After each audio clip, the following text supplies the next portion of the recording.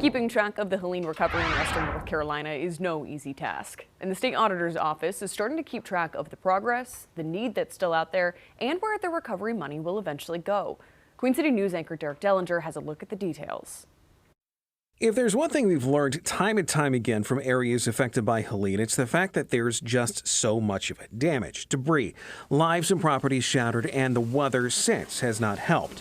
While the help itself has been on the ground from the beginning, counties like Watauga County know the scope of what's left. 476 separate projects just for private roads and bridges. Will Holt is the Watauga County Emergency Services Director. Since Helene hit, the focus has been on clearing roads and right-of-ways, a mission that is still happening for another month and a half. The next phase is still weeks away. What comes to mind is cleaning up and restoring our waterways, cleaning up private property that people weren't able to get maybe their debris to the state-maintained right-of-way, those kinds of things. Help that is coming, and the state says they want to keep track of. The state auditor's office just this past week launched a dashboard for the public.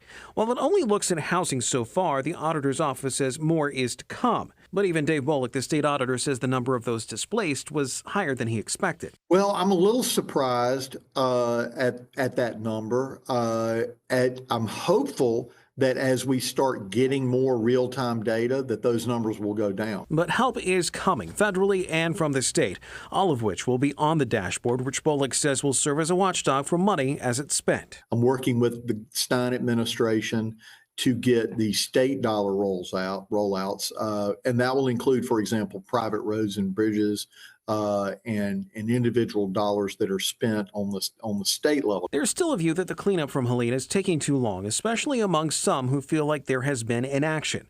FEMA, the Army Corps of Engineers, state and local work crews have been on the ground in the worst hit areas from the beginning. Watauga, one of those counties, and they've been clearing out what they can and helping how they can. Now, as the next phase is set to get underway, The government can't just come on your land and clean up stuff, even if you want them to. So there's a legal process that we're working through. We're starting that Monday, hopefully.